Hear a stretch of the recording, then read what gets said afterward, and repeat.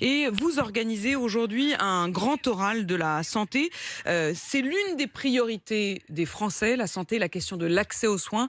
Et vous allez tout à l'heure être face aux principaux candidats à la présidentielle qui devront s'engager devant vous sur leur programme face à la santé. Vous êtes venu ce matin sur RMC avec un sondage exclusif. 43% des Français interrogés par Harris Interactive estiment que le système de santé fonctionne mal. 66% estiment que les candidats ne parlent pas assez de santé. Et 42% des Français ont renoncé à se faire soigner à cause des déserts médicaux. Qu'est-ce qui manque aujourd'hui, Éric Chenu? Quelle devrait être la priorité à vos yeux?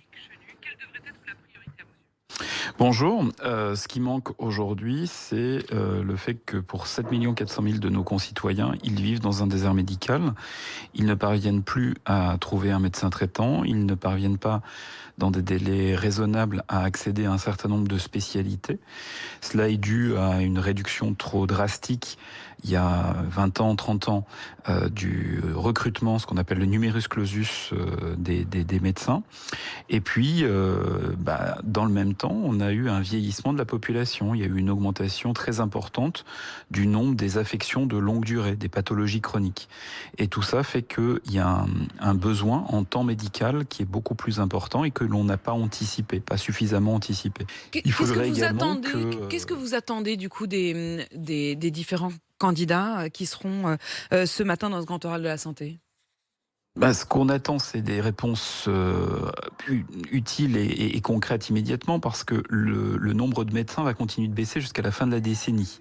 Au mieux, on retrouvera le nombre de médecins que l'on a aujourd'hui en 2035. Donc on voit bien qu'on a, on va dire, une quinzaine d'années qui vont être compliquées.